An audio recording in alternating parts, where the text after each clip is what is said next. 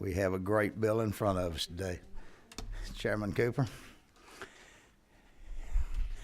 we have a quorum in attendance, and I'm not going to say this is our last meeting since we have 2 more days left, so you know, it's what it is. Now, for all of those out there that are in fact political groupies, this could be a front runner that we might get the speaker to replace Ms. Cooper and myself. Let her chair public safety and I go to health care. Now, won't that be fun? Ms. Cooper, we have before us today House Bill 166.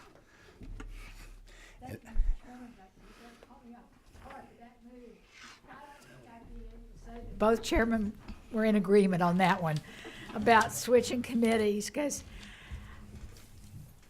I know healthcare, but that's my specialty. Thank you very much for hearing this bill.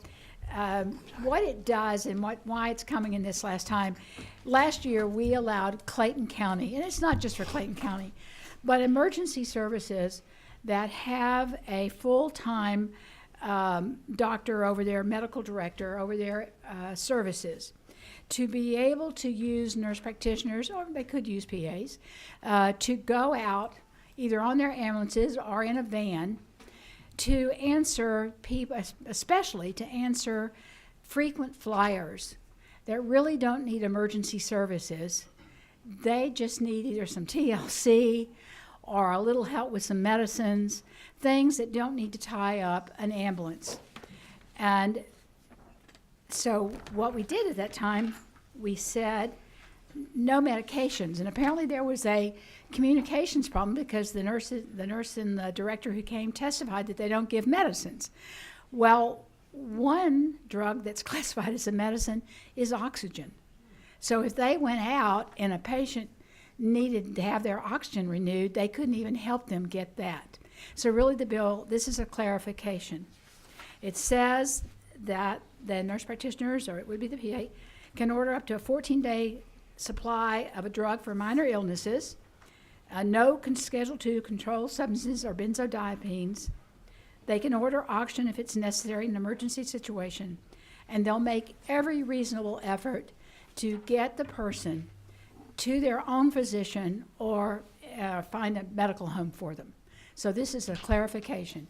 It's just trying to identify a problem, especially in rural areas where there may not be any medical help, and that means doctor, PA, or nurse practitioner, because we have many, many counties across the state that don't have a lot of any of those, that the EMTs or a nurse a practitioner or PA could ride or go out and answer these frequent flyer calls and try to help people with their medicines, problem they're having, the minor problem, and get them to medical care if they need it. Very good. Questions? We have the first one. Thank you, Mr. Chairman. Ryan. Thank you, Mr. I guess we might want test one, two. You're on. I can't hear you. There you go, Mr. Chairman. Thank you, Mr. Chairman. Chairman Cooper, thank you so much for bringing this bill. We're really excited about the great work that our EMS at Clayton County is doing. My question is, this would be no more than any other registered nurse and any other urgent care or hospital or anything would have the ability to do, is that correct? Well, it would be more than a registered nurse would do, perhaps because the nurse practitioners can order a bigger array of medicines for minor illnesses. But it would be like going to CVS or something like that, or an urgent care. Okay. Thank you so much, and again, thank you for. I mean, because we have so many elderly, especially the elderly, that are what the EMS call frequent flyers, and that, 10 or 12 times a month or more, they're calling the EMS to pick them up, and a lot of times they're lonely. A lot of times they've just gotten their medications confused, and a nurse practitioner can sit there and, help them put their medications in a pill holder or help them get their medication straight, or they've run out of their medicine for a minor thing. So it's a lot of things like that that don't need an emergency room visit and tying up the emergency room for more serious ailments. Follow up, Mr. Chairman? Sure.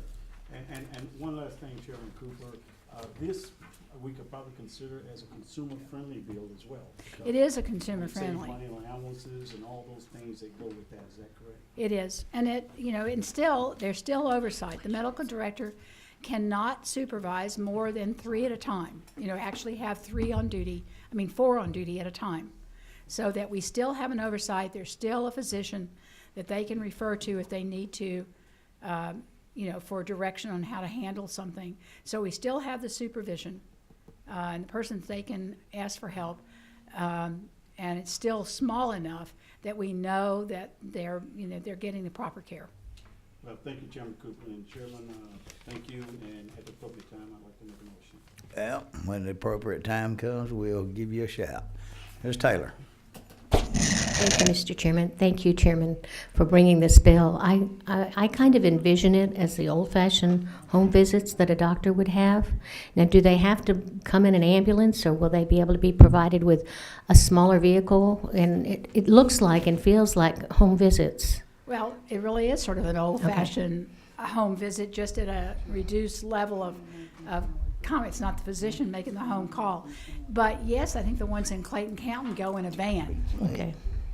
So they travel in a van. Thank you. Answer the This call, is- not the ambulance. Yeah, this is great for consumers, and I appreciate your bringing this bill. Well, Thank you. especially since many of the counties, if they have an ambulance, it's the only one they have. Right. And if it's tied up with somebody that is not an emergency situation, and then they get an emergency situation, there's a loss of time and ability to serve the person who's really in dire Yeah, circumstances. that's a major effect for my rural counties. So thank you very much for bringing this. All right. Mr. Cook. Thank you, Mr. Chairman. Thank you, Madam Chair, for bringing this bill. I really appreciate what you're trying to do here. Quick question on line 15 when it talks about drug for minor illnesses. Is that defined in the code, or is that going to be just left up to what minor illnesses are, left up to the individual practitioners, whether it be doctors, nurse practitioners, et cetera? I think you'd have to, I'm not sure that it's defined in the code, but it went through our lawyer Betsy, who deals with the normal medical issues. Is your lawyer here, Mr. Chairman?